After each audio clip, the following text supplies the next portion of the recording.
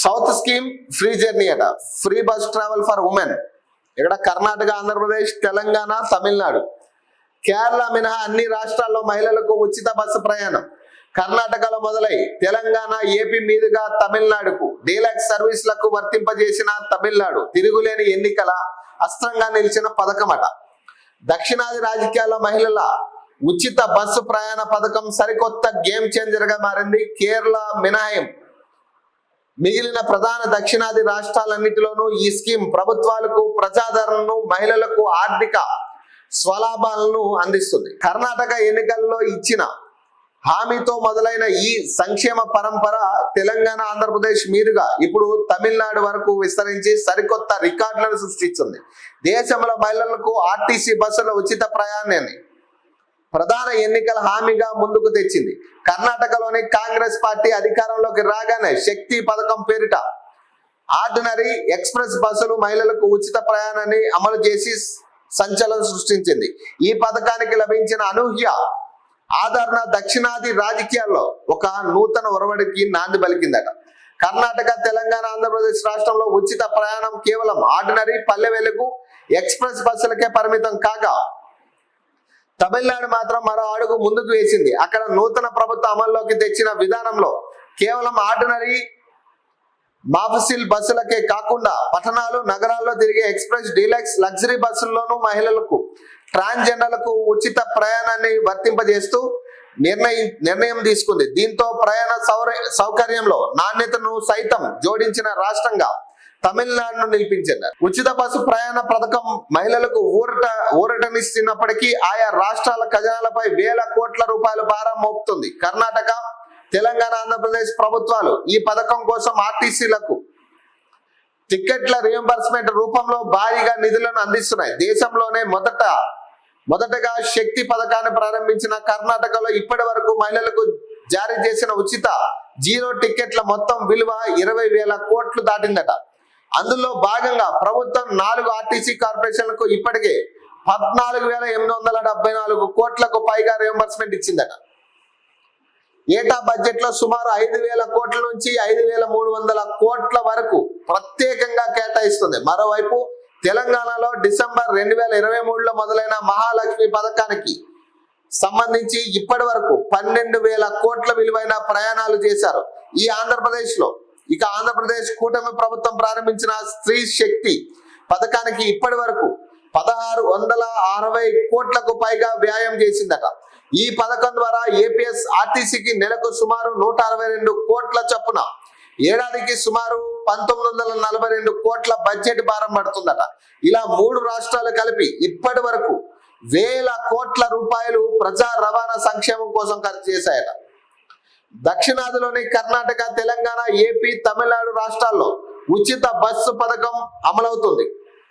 కేరళలో మాత్రం ఈ స్కీమ్ లేదు. మిగిలిన 4 రాష్ట్రాల్లో ఈ పథకం కేవలం సంక్షేమంగా మాత్రమే కాకుండా ఎన్నికల్లో గెలుపును శాసించే తిరుగులేని రాజకీయ అస్త్రంగా మారింది. ఉపాధి కోసం వెళ్లే శ్రామిక మహిళలు, కళాశాల విద్యార్థులకు ఆర్థిక భరోసా కల్పిస్తూ మహిళా సాధికారతకు ఉచిత బస్సు ప్రయాణం స్కీమ్ బాటలు వేస్తుందట. తెలంగాణలో మహాలక్ష్మి, ఏపీలో స్త్రీ శక్తి అట. కర్ణాటక బాటలోనే తెలంగాణలో కాంగ్రెస్ పార్టీ అధికారంలోకి వస్తూనే మహాలక్ష్మి పథకాన్ని ప్రారంభించింది. పల్లె వెలుగు, ఎక్స్ప్రెస్ బస్సుల్లో మహిళలకు ఉచిత ప్రయాణం కల్పించడంతో గ్రామీణ, పట్టణ ప్రాంతాల శ్రామిక మహిళలకు నెలకు వేల రూపాయల ఆదా అవుతుంది. ఇదే బాటలో ఆంధ్రప్రదేశ్ లో సైతం కూటమి ప్రభుత్వం స్త్రీ శక్తి పథకంతో మహిళలకు ఆర్డినరీ, ఎక్స్ప్రెస్ బస్సుల్లో ఉచిత సౌకర్యం కల్పించి మహిళా లోకం మన్నలను పొందిందట. ఇక విషయం ఏంటంటే వేల కోట్ల రూపాయలు బడ్జెట్ లో కేటాయిస్తా ఉన్నా. ఈ పైసలు మళ్ళీ ప్రజాధనంతోనే ఈ ఖర్చులు అవుతాయి. సరే, ఇప్పుడున్న ఉచిత బస్సు గురించే మనం మాట్లాడుకుంటే ఇది సక్సెస్ రేషియో ఉందా లేదా అనేది ఇప్పుడు నెక్స్ట్ రాబోయే ఎన్నికల్లో తెలుస్తుంది. ఎందుకంటే అమలుకు ముందు యాక్సెప్ట్ చేస్తారు అందరూ. ఇప్పుడు కర్ణాటక విషయంలో ఉన్నాం. కర్ణాటకలో చాలా మంది వ్యతిరేకిస్తా ఉన్నారు ఈ ఫ్రీ బస్ అంశాలను, మహిళలే వ్యతిరేకిస్తా ఉన్నారు. తెలంగాణలో కూడా ఇదే పరిస్థితి. అదే మహిళలు తిరగబడతా ఉన్నారు ఈ ఉచిత బస్సు విషయం. కారణాలు ఏదైనా కావచ్చు. ఉచిత బస్సు వచ్చిన తర్వాత చాలా మంది ఎందుకు పెట్టిర్రా అనే కాడికి మాట్లాడేటోళ్ళు చాలా మంది ఉన్నారు, మహిళలే. సో ఇప్పుడు ఏంటంటే ఈ అమలైన అంటే 5 సంవత్సరాలు అమలు అవుతుంది కదా, అమలైన తర్వాత నెక్స్ట్ ఎన్నికల సమయంలో తెలుస్తుంది అసలు ఇది సక్సెస్ ఫెయిల్ అనేది.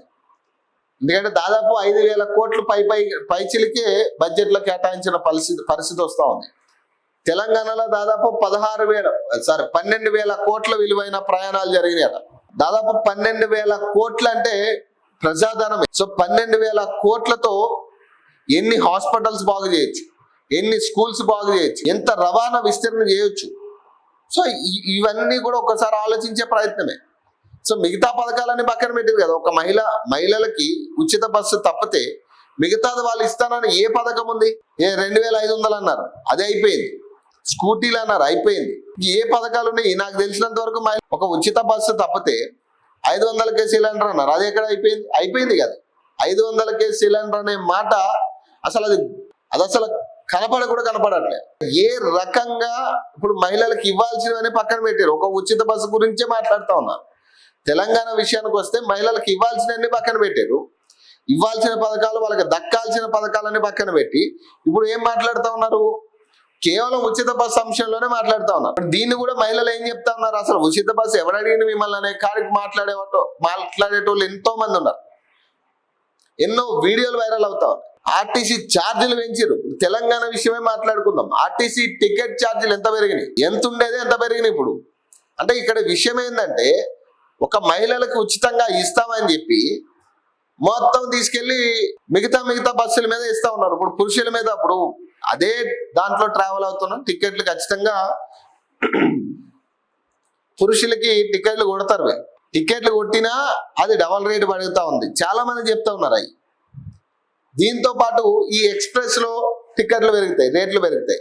ఇంకా అంతకు మించి ఏదైనా ఇప్పుడు మహిళలకి ఉచిత బస్సు వరకు మినహాయించి ఎక్స్ప్రెస్ వరకేనే ఉచిత బస్సు, అంతమించి ఈ సూపర్ లగ్జరీ వీటికి వెళ్ళినప్పుడు ఇంకా ఛార్జెస్ పెరిగినాయి. టికెట్ తీసుకోవాల్సి వచ్చినప్పుడు ఛార్జీలు తెలుస్తా ఉన్నాయి ఎంత పెరిగినాయి అనేది.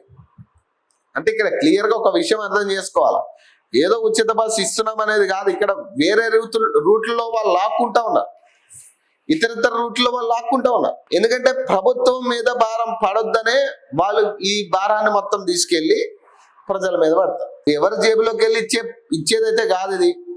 వాస్తవానికి ఇప్పుడు రేవంత్ రెడ్డి అయినా లేదా కాంగ్రెస్ పార్టీ ఏదైతే రాహుల్ గాంధీ, సోనియా గాంధీ వాళ్ళ జేబులోకి వెళ్ళి ఇచ్చేవి కాదు. ఇవన్నీ కేవలం ప్రజల ట్యాక్సులతో వసూలు చేసిన పైసలతోనే ఈ ఖర్చులన్నీ చేస్తారు వీళ్ళు. ఇప్పుడు దీన్ని సత్తా ఏంటనేది ఇప్పుడు రాబోయే ఎన్నికల్లో తెలుస్తుంది. రాబోయే ఎన్నికల్లో ఈ ఉచిత బస్సు సత్తా ఏందనేది తెలియాలి. ఒకవేళ వీటిని ఆహ్వానించినట్టయితే ఖచ్చితంగా ప్రజలు మళ్ళీ తిరిగి పట్టం కట్టే పరిస్థితి ఉంటుంది, మహిళలు ఓట్లు పడే పరిస్థితి ఉంటుంది. లేదు వ్యతిరేకించారు అనుకోండి, ఓట్లు పడవు. సో ఇది రాబోయే ఎన్నికల్లో 2029 ఎన్నికల్లో తేలుతాయి. ఎగ్జాంపుల్ మనం మాట్లాడుకోవాలంటే పక్క రాష్ట్రం జగన్మోహన్ రెడ్డి దాదాపు అన్ని పథకాలు ఇచ్చిండు. ఆయన ఎన్ని పథకాలు ఉంటాయి అన్ని పథకాలు, అన్ని విధాలుగా అన్ని రకాలుగా పథకాలు ఇచ్చిండు. మహిళలకి అందరికీగా, వృద్ధులకి, మహిళలకి ఎన్ని రకాలుగా వాళ్ళు పథకాలు అమలు చేయొచ్చు, అన్ని రకాలుగా అమలు చేసారు. ఆయన ఏమనుకున్నాడంటే ఇక పథకాలు ఇచ్చినాం కదా, మహిళల ఓట్లు పడతాయి, మనం స్టూడెంట్స్ ఓట్లు పడతాయి, అవి పడతాయి ఇవి పడతాయి అనుకున్నాడు. ఏమైంది? కథం 151 అనుకుంటా, 154లో ఉండే 175 స్థానాల్లో 154 స్థానాలు గెలుచుకున్నాడు అప్పట్లో. అలాంటి ఇప్పుడు ఏమైంది? 11 స్థానాలు ఇచ్చారు. అంటే పథకాలు ఒకనొక టైంలో ఇవ్వడం కూడా నష్టమే అనేది దాన్ని బట్టి అర్థం చేసుకోవచ్చు. కాబట్టి ఈ పథకాల అంశం ఎప్పుడు తేలుతుంది అంటే 5 సంవత్సరాల తర్వాత మళ్ళీ ఎలక్షన్లు వచ్చినప్పుడే తేలుతుంది. అంతే. ఈ లోపు మనం సక్సెస్ అని చెప్పుకోవడం కాదు. ఇప్పుడు ఈ ఫ్రీ బస్ సక్సెస్ అయిందని మనం ఎట్లా చెప్పుకోగలం? ప్రజల తీర్పు బట్టే ఉండాలి.